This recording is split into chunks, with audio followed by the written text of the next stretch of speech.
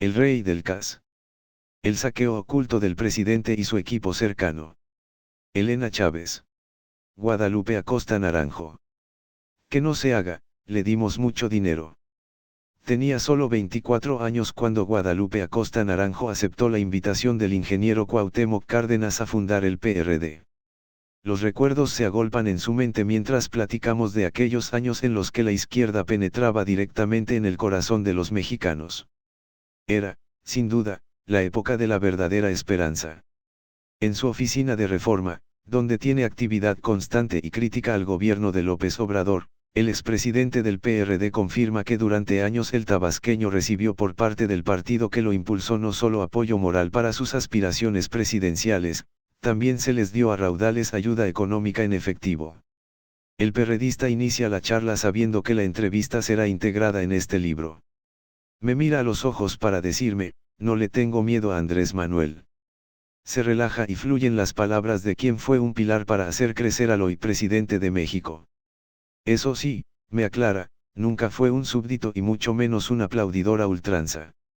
Acosta Naranjo, quien ya tenía un nombre en el PRD por su trabajo para crear la estructura electoral en Nayarit, se volvió secretario general del partido en la etapa del desafuero, y posteriormente se unió al grupo de políticos que ayudarían a López Obrador a lanzarse como candidato presidencial en 2006, cuando el presidente del partido era Leonel Cota Montaño, cercano al tabasqueño. No obstante, fue él a quien llamaron al cuarto de guerra del abanderado presidencial para afilar la estrategia que falló, no por culpa de los perredistas, sino por la desconfianza del tabasqueño hacia el PRD. Andrés quería una estructura paralela que dependiera de él exclusivamente, por lo cual encargó a Alberto Pérez Mendoza, a quien le tenía mucha confianza por ser parte del grupo de tabasqueños que le ayudaron a gobernar el Distrito Federal, la formación de la estructura electoral, que se llamaba Redes Ciudadanas. Ante esta decisión le metí un escrito, junto con el secretario electoral del partido, para decirle que no lo hiciera. Era un error, no escuchó y por eso perdió la elección. Al no conseguir el triunfo, se enfermó de odio, y todo el odio y resentimiento que hoy trae viene de aquel momento. Acosta Naranjo sostiene que esa frase de no odio, no soy vengativo es más de dientes para afuera. En la realidad el presidente López Obrador sí odia y sí ejerce venganza contra quienes cree que tuvieron que ver en el fracaso electoral de 2006. Ejemplo vivo es Rosario Robles, quien fue aprehendida al inicio de su administración acusándola de ser la responsable de la estafa maestra, cuando realmente le está cobrando los videoescándalos que lo exhibieron en su gestión al frente de la Ciudad de México. Integrante del movimiento Sí por México, que busca ser un contrapeso real y encontrar al candidato ideal para la elección presidencial de 2024, el perredista define al tabasqueño como un hombre abnegado en el trabajo, tesonero, tosudo, tenaz, pero también muy peligroso. Reitera nunca haber sido su incondicional, lo cual lo llevó a romper definitivamente con él cuando era candidato presidencial del PRD. Acosta Naranjo estuvo presente en la misa de los lunes, cuando el hoy presidente convocaba a las cabezas del grupo que le coordinaban su campaña para informarle cómo se desarrollaba la estrategia frente a los partidos fuertes, PRI y PAN. En esa sala, López Obrador recibió de manos del perredista el primer cheque que el IFE le dio al PRD por concepto de prerrogativas, 300 millones de pesos. Siempre estuve en el lugar donde le era útil al presidente, sobre todo en la organización, pero no era su incondicional, lo cual finalmente tensó nuestra relación que duró 2, 3 años, hasta romper fuertemente, al grado de que no me saluda. Me ha encontrado en el avión a Nayarit de frente y se voltea para otro lado y no me saluda. Está enojado conmigo. No me importa. A él le gana la idea de que todo el mundo tiene que ser incondicional. Eso es algo contra mí. No nací, no crecí en un ambiente así y no lo quiero hacer.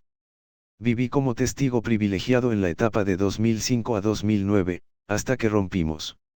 De entonces para acá no tengo más que los elementos que conocemos todos, lo que me platican muchos amigos que son amigos de él y que siguen siendo amigos míos, porque yo no he perdido amistad con los verdaderos amigos que tuve en el PRD que están hoy en Morena, siguen siendo mis amigos. Hay gente que por mantener la incondicionalidad con Andrés prefieren alejarse de la verdad. Yo fui testigo con él de muchas cosas. Fui testigo y me molesté mucho. ¿Qué cosas le molestaron? Muchas cosas. Me molestó mucho que durante la lucha contra el desafuero, el ingeniero Cárdenas, quien había sido tan generoso con él, a pesar de mantener cierta lejanía porque Andrés Manuel había decidido sustituirlo en el liderazgo político, lo apoyara de manera total. Un parricidio. Un parricidio. Cuando fue la gran marcha del desafuero, aquella de la que usted se acuerda, gigantesca, nosotros ya habíamos convencido al ingeniero Cárdenas, a quien quiero y aprecio mucho, de asistir. Entonces el río de gente comenzó a abuchearlo. Andrés había quedado de acompañarnos, pero no llegó. Simple y sencillamente no llegó. Dejó caminar al ingeniero solo en medio de una bola de intolerantes que en vez de agradecer que se estaba sumando, que estaba respaldando, que estaba cediendo su candidatura, lo insultaron. Son de esas cosas que él hace para envenenar a la gente. Ese día estaba con Cuauhtémoc, iba yo muy enojado, cuando me habló Nico para decirme, Guadalupe, ya no va a llegar Andrés, se va a venir directo al mitin. Por favor, vénganse, vamos a mandar vehículos para que se vengan. Todavía traté de convencer al ingeniero Cárdenas de ir al Zócalo, pero me dijo, no, Guadalupe, yo ya cumplí, yo ya vine. Muchas gracias. Y con un pequeño equipo de seguridad que le puse, salió, abordó su carro y se fue antes. Yo me fui con los otros invitados. Y ahí estaba ya Andrés. Arrancó el mitin. Subí al templete, era el secretario general. En medio del mitin, López Obrador le da la palabra a Porfirio Muñoz Ledo. Cuauhtémoc Cárdenas estaba muy enojado con Porfirio porque apoyó a Vicente Fox en el 2000, y nunca le dieron lo que quería, pero sí obtuvo una embajada muy importante en la Comunidad Económica Europea. Y allá se fue Porfirio los 5 años del gobierno panista. Apenas regresaba de su encomienda y ya se estaba integrando de nuevo al PRD por decisión de Andrés, lo cual le pareció una ofensa al ingeniero Cárdenas. Le gritan mucho a Porfirio. Le chiflan, y yo me le acerco a Guadalupe Acosta Naranjo 217 Andrés y le digo, oye, Andrés, deja, la plaza purifica, fue lo que me dijo. Me hice para atrás y ya. Terminó el mitin. Desde entonces Porfirio se hizo incondicional de Andrés hasta hoy que lo volvió a engañar porque si le ofrecieron la embajada, si era cierto que le ofrecieron la embajada, y Andrés hizo como que no sabía, pero eso es falso, yo me enteré con anterioridad de que le habían ofrecido la embajada en Cuba, ya estaban pidiendo el beneplácito. Porfirio iba a ser bien aceptado en Cuba, pero cayó en la trampa porque lo único que quiso Andrés fue darle una patada, lo fintó y luego lo desechó. En pocas palabras, López Obrador le hizo a Porfirio lo mismo que a Cuauhtémoc Cárdenas. Lo dejó en manos de la jauría que, como en tiempos de los gladiadores romanos, pedía sangre para quienes consideraba traidores y gloria para su líder. Acosta Naranjo recuerda cómo en la campaña de 2006 la estructura paralela que hizo López Obrador costó una millonada. Fue dinero público tirado a la basura por su necedad y desconfianza hacia el PRD. Guadalupe le dijo al tabasqueño, mira, vamos haciendo una fórmula intermedia. Déjanos Guerrero, la Ciudad de México, Tabasco, Michoacán, donde ya hemos ganado y hemos cuidado las casillas, hemos logrado vencer la elección y tenemos gente con experiencia, y donde no lo hemos logrado, Monterrey, Guanajuato, hazte cargo tú para que no tengas desconfianza de que allá esos muchachos te puedan vender, pero déjanos donde nosotros ya ganamos, deja al partido. No, fue su respuesta. Salió carísimo hacer esa estructura paralela, fue un río de dinero tirado a la basura, y alrededor del 40% de las casillas no se cubrieron. Fue un error estratégico de él por su desconfianza. Hasta donde habíamos ganado no nos dejó cuidar. Fue un error suyo, no de nosotros. ¿Tiene idea de cuánto dinero se tiró ahí? Calculo que debemos de haber gastado unos 120, 140 millones de pesos, porque el IFE nos dio 300 millones para la campaña. Agarré el rey del CAS 218 el cheque, lo firmé y se lo entregué, los 300 millones, entero. No quiero que tengamos problemas de que no te dimos dinero, le dije, de que nos faltó el dinero, porque yo ya le tenía cierta desconfianza. Entonces, para curarme en salud, no anduve con cosas en el tema, y yo conseguí un crédito de 60 millones porque en el partido el comité ejecutivo decidió que el dinero lo manejaba yo. Leonel Cota feliz, porque él no quería tener problemas de nada. Cota entre menos hiciera era feliz. Es un buen hombre, pero no es un hombre de trabajo electoral. Acosta Naranjo recuerda con afecto a Pepe Borges, quien había sido jefe de finanzas en el gobierno capitalino, un hombre de letras. Ambos le decían que no a los excesos de López Obrador en cuanto a dinero porque no querían dejar al PRD endeudado. ¿Y el cheque? Le pregunto a Acosta Naranjo. Pues eso lo usó él para su campaña. Lo pusimos nosotros. Lo manejó Esquer, como maneja todo. Lo manejaron ellos. Fíjese, en aquel tiempo nos pusieron como enlace al que fue de los servidores de la nación, a Gabriel García Hernández. Lo conocí jovencito, más delgado. Nos lo mandó gente de Marcelo Ebrard. Ellos estuvieron como enlace para que cubriéramos bien la justificación de los dineros en el IFE, lo cual hicimos bien en términos generales. En las candidaturas me di cuenta de a quién quería y a quién no quería, pero yo terminé tomando la decisión de los 100 distritos más importantes para el partido, reservándolos en un Consejo Nacional. No dejé que los tocara, porque había gente de la que decía: este no pasa. Y yo decía: está arriba en la encuesta. Pues no pasa, y lo sacaba. Entonces, López Obrador, se comenzó a medio molestar conmigo. Espérame. Pues es el que está mejor. Si me dices que no pasa porque está muy mal, pues tienes razón, no vamos a poner a los más malos, necesitamos poner a los más buenos. Por eso cuando se hacen los grupos parlamentarios, ya después de 2006, él no gana ni la coordinación del Senado ni la coordinación de diputados porque no dejé que manoteara en todos los casos. Por eso fueron coordinadores Carlos Navarrete y Javier González. Andrés propuso dos, al que ahora es gobernador de Nayarit, Miguel Ángel Navarro Quintero, para la Cámara de Diputados, y a Ricardo Monreal para el Senado. Se votó, como se vota en el partido, y perdieron, y eso que se juntó él, Ricardo Monreal y Marcelo Ebrard para apoyar a esos candidatos y perdieron. Entonces fue otra diferencia que comenzamos a tener. Pero en la campaña nosotros le dijimos: Andrés, ya en marzo, abril, compórtate como presidente, vamos muy bien, arriba, ya no pelees, no le hagas caso a Vicente Fox, Fox no es candidato, el candidato es Felipe Calderón. ¿Para qué te peleas con Fox? Fox tiene más popularidad que Calderón. No te pelees con el que está arriba, pelea con el que está abajo.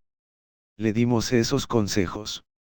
No quiso y un día dijo: cállate, y de ahí no lo quitamos. Entonces le vino la campaña de odio, la de: es un peligro para México. Le comenzó a afectar y él decidió no contestar. Entonces nosotros lo forzamos en una reunión a contratar spots de radio y televisión y contestar y tratar de salimos del conflicto. Nos tuvimos que endeudar con TV Azteca y Televisa. Televisa no aceptó deuda, TV Azteca sí. Siempre ha sido mucho más fácil, porque Ricardo Salinas Pliego es más amigo de Andrés. Televisa nos lo pidió al contado y fue un santo gastazo en dinero que tuvimos que conseguir con gobiernos nuestros para pagar. A mí que no me digan que no hemos hecho eso. Hemos sido muy cuidadosos. Y no le tengo temor a Andrés. Él es muy ambicioso y ha usado mucho dinero público para luchar por el poder. Ahí no se ha detenido nunca. No ha tenido ningún escrúpulo. Que no diga que no. Lo sé de primera mano. A mí no me puede salir con eso. Yo creo que por eso es que conmigo no se mete, sabe lo que sé. Pero la mayor parte, en ese entonces, sí salió de la Ciudad de México. Se dice que se recargó mucho en la administración de Marcelo Ebrard y de los gobiernos que tenían. Salía de la Ciudad de México y del Estado de México, de municipios como Nezahualcóyotl, Valle de Chalco, Texcoco, Ecatepec y otros. Después del desafuero vinieron muchos presidentes municipales a ayudarle a Andrés Manuel. Por eso Higinio Martínez, expresidente de Texcoco, estuvo tanto tiempo en favor de Andrés Manuel. Ahorita lo va a hacer a un lado. Por eso Horacio Duarte, alcalde también de Texcoco, siempre ha sido una de las gentes, hasta el día de hoy, más cercanas al presidente.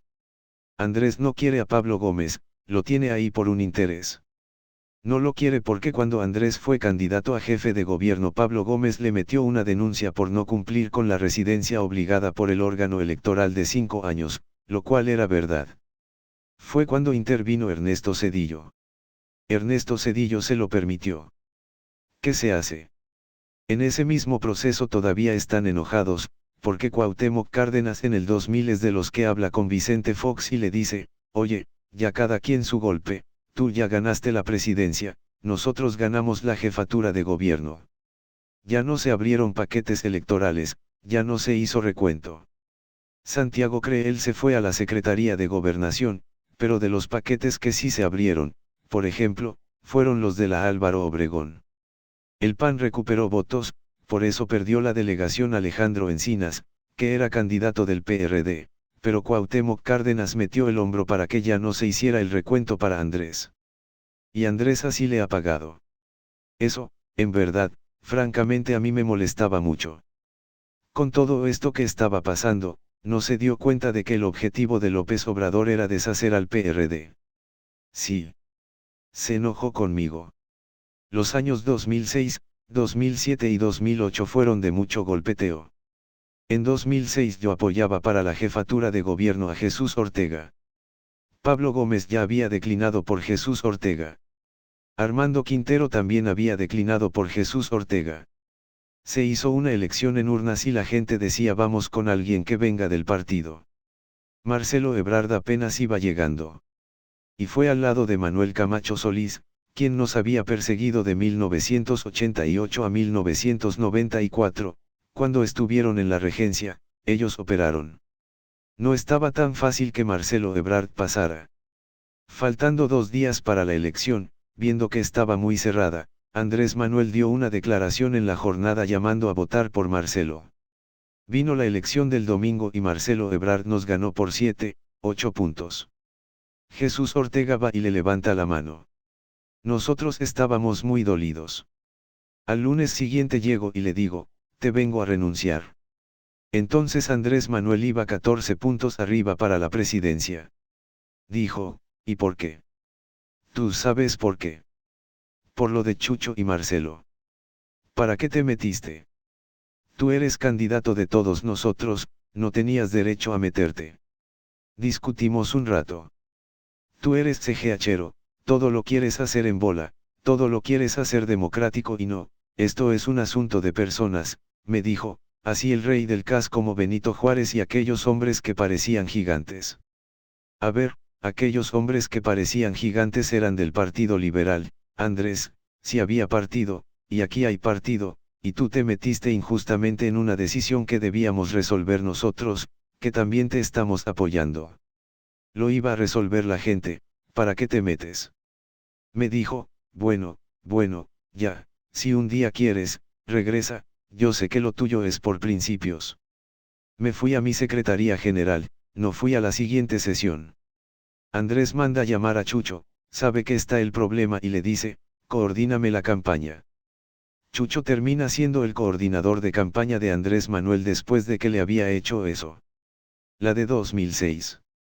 Sí, la de 2006. Todo esto ocurrió en 2006. Cuando era Marcelo Ebrard contra Jesús Ortega, y Andrés Manuel era candidato a presidente. Entonces, después de que yo le renuncio, llego a casa de Carlos Navarrete. Estaban comiendo todos, había como unos 10-12 compañeros. Me preguntan, ¿qué pasó, Guadalupe? ¿No estabas en la reunión de los lunes? No, les dije, fui y le renuncié. Ya ni querían comer. ¿Cómo que le renunciaste, cabrón? Pues sí, sí le renuncié. ¿Por qué no nos avisaste? Porque si les aviso no me dejan, y yo esta no me la iba a tragar, que se vaya a la chingada el cabrón, grosero, egoísta, les dije. A los 2 o 3 días Andrés manda a llamar a Chucho Ortega y le ofrece la coordinación. ¿Qué crees que hace? Después de que Jesús le dice, está bien, si te ayudo a coordinar la campaña, él le dice, bueno, te pido una tarea. ¿Cuál? Tráete a Guadalupe otra vez. Entonces va Chucho conmigo. Vamos a comer y me dice, Guadalupe, pues ya le acepté a Andrés, ya me nombró coordinador de campaña, tú sabes, es muy probable que ganemos la presidencia, y me pidió un favor. ¿Qué favor te pidió? Que regreses a la campaña. No, yo no regreso con ese cabrón. Me dijo, Guadalupe Acosta Naranjo. A ver, Guadalupe, si no te puedo regresar a ti, ¿qué pinche coordinador de campaña soy? Él te quiere ahí. Por eso era una relación tensa. Entonces le dije, tienes razón, está bien, te voy a acompañar. Regresé a las tareas de organización, que eran las que me dejaba, porque él sabía que yo tenía muchos amigos en el país y eran gente muy abnegada, muy trabajadora. La organización, tenía el contacto con la célula del partido. Fue nuestro primer gran desencuentro porque no se le renuncia fácilmente a alguien que va a ser presidente. Me tenía tanta confianza en las tareas organizativas que ya muy cerca de la elección me mandó llamar y me dijo, Guadalupe, te quiero pedir una tarea especial adicional. Dime, Andrés. Vamos a hacer 2 encuestas de salida, pero todos nomás van a saber de una, de la de Covarrubias, de la maestra. La otra encuesta la va a hacer una empresa que se llama Nodo, son quienes se separaron del CEU de Guadalajara, pero esa nada más la vas a ver tú. Entonces me deja a mí la encuesta de Nodo y no le informa a nadie. Me reúno yo con el de Nodo y me dice los puntos. Pongo a gente para que los cuide y que no molesten a los encuestadores. Ellos me pasaban los resultados a mí y yo se los daba a Andrés Manuel. Todos los demás tenían la encuesta de Covarrubias y ya. En la última encuesta que le mandé perdíamos por medio punto. ¿Cómo quedó? Él salió a decir que había ganado muchas encuestas, pero mintió. Este sí es cabrón, no chingaderas, pensé. Yo callado porque el único que sabía era yo. Y bueno, chueco o derecho, medio punto era un empate, había que esperar a que se contaran los votos. Pero la sangre fría con la que miente es impresionante. Vino la lucha postelectoral y él propuso el plantón, se lo propuso Beto Anaya. De él fue la idea. Sí. El de la idea del megaplantón fue Beto Anaya, pero la compró Andrés. Cuando nos la propuso yo me opuse con fuerza. Dije, no, ¿cómo vamos a ahorcar la ciudad, que ganamos? Eso es una tontería. Manuel Camacho me apoyó. Entonces Andrés dijo, a ver, hágase una comisión para que me traigan una propuesta de qué vamos a hacer para la lucha postelectoral, en lo que están los recursos legales que la ley nos permite para el cómputo. Fuimos a nombrar esa comisión, ese equipito de los 5 fantásticos, Manuel Camacho, Ricardo Monreal, Dante Delgado, Jesús Ortega y yo. Mi propuesta fue que se pusiera en huelga de hambre. No hay que bloquear la ciudad, lo mejor es la huelga de hambre en el Zócalo, a un lado de la asta bandera. Nos vamos poniendo 100 diarios y 1 o 2 por cada plaza de las capitales y comenzamos a presionar para que se vuelvan a contar los votos. Nuestra propuesta es cuéntense los votos y el que ganó, ganó, y a reconciliar al país. Bueno, enredé a todos y me dijeron que sí y lo hicimos en una cuartilla y media. Regresamos a la reunión 2 días después, y todos, canijos, me dijeron, tú fuiste el de la idea, tú proponías, léela. Leí la propuesta, pero Andrés dijo, no, y comenzó a argumentar que no nos iban a hacer caso, que nos iban a ignorar, que se necesitaban acciones fuertes que en verdad llamaran la atención por todos lados y él se inclinaba por el plantón a Reforma. Yo le insistí. Vi quién más iba a hablar y nadie más habló. Entonces volví a pedir la palabra, oye, Andrés, de veras, valora bien, esta ciudad la ganamos, ¿para qué la vamos a lastimar?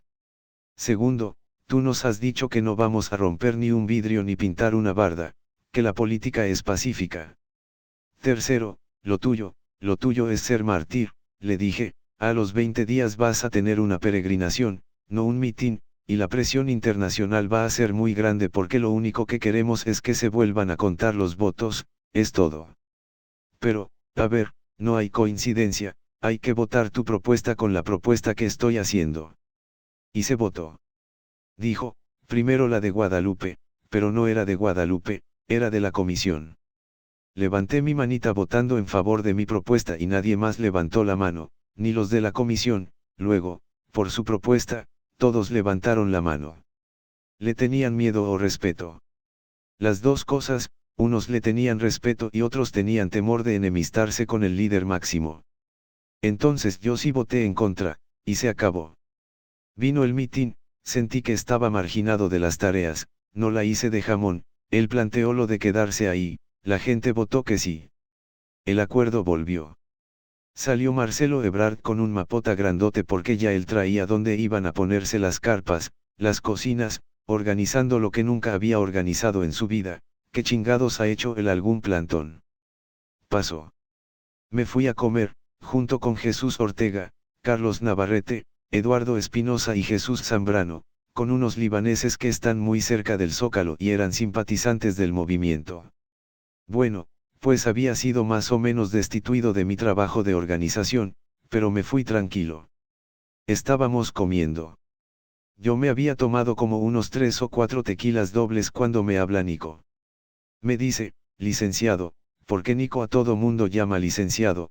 Pues dice el licenciado López Obrador que sí puede venir a una reunión a las 5:30 de la tarde en el Zócalo. Ya instalamos una carpa, ahí la va a ver usted, Blanca, entre Catedral y Palacio, es muy importante que esté. Sí, dile que ahí estoy, Nico.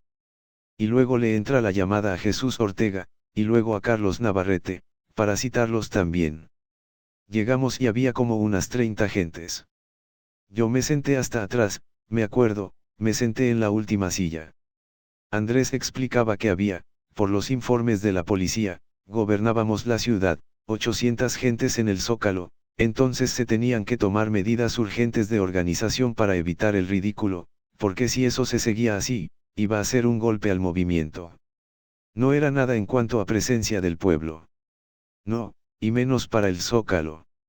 Nos dijo que él personalmente iba a ver lo de Juárez y Reforma, y propuso que los secretarios generales del Partido Convergencia, OMC, Movimiento Ciudadano, del PT, Partido del Trabajo, y del PRD se hicieran cargo del plantón del Zócalo y tomaran las medidas necesarias. Levanté la mano y dije, ¿me permites, Andrés? Sí, Guadalupe, dime. No acepto. ¿Por qué no aceptas? Porque yo voté en contra de esto, así que no acepto. Me dijo, pues te lo pido porque el partido ya decidió y tú eres un hombre de partido, ¿cómo vas a rechazar una decisión que ya tomó el partido? Hijo de la chingada. Le dije, a ver, Andrés, ¿de veras quieres que te ayude en esta tarea de reunir gente? Sí. Entonces déjame solo, no me pongas a nadie. De acuerdo. Y destituyó al del PT y al de Convergencia. El cabrón me incorporó porque miró que a quienes les había encargado las tareas de organización sabían 7 chingadas de organización. Entonces, el Zócalo siempre estuvo lleno, lo que estuvo mal fue Reforma. Había absurdos. Por ejemplo, a Marcelo Ebrard se le había ocurrido poner una cocina. Las colas daban vueltas a la catedral. Como una cocina. Una cocina por grupos pequeños para que puedan distribuirse mejor. Él había puesto lonas en medio, yo quité las lonas para hacer las asambleas. Usted durmió en el Zócalo. Yo dormí todas las noches, Andrés faltó 2 noches, pero ahí dormía. Faltó 2 noches porque una vez se fue a Tabasco a la campaña y otra a Chiapas, donde teníamos elecciones de gobernador, y él fue en algún momento a apoyarlos. Dormía ahí.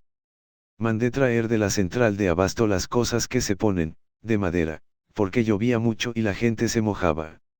Entonces le puse como segundo piso a todos los dormitorios para que no se mojaran. Ahí comenzamos otra vez a tener fricciones. La primera fricción más fuerte fue cuando nos encargó que impidiéramos que tomara protesta Felipe Calderón. Resuelve el tribunal y anula algunas casillas, dice que hay irregularidades, pero valida la elección. Nos llama a una reunión y nos dice, vamos a convocar a los diputados y a los senadores a que vengan a la plaza y firmen delante de la gente que van a impedir la toma de protesta. Ya estoy haciendo la carta, programémoslo para el domingo que viene en la asamblea y que no falte nadie. Entonces levanté la mano y le dije, a ver, Andrés, nomás una aclaración, nos estás pidiendo que impidamos que Felipe Calderón tome protesta. Sí, Guadalupe, y que firmen delante de la gente. Ah, bueno, pues yo no estoy de acuerdo. ¿Por qué no estás de acuerdo? Te he acompañado mientras tuvimos un recurso legal ante las autoridades porque la Constitución y la ley nos lo permite, pero hace 2 días el tribunal declaró presidente a Felipe Calderón, y yo no soy golpista, mientras teníamos los recursos, sí, era mi obligación. Hoy, las instituciones resolvieron, y no estoy de acuerdo. ¿Y que se arma una discusión enorme? Le dije, estás incubando el huevo del autoritarismo, Andrés.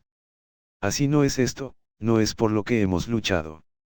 Se encabronó mucho, se salió y nos fuimos al Comité Nacional a discutir y ahí se votó.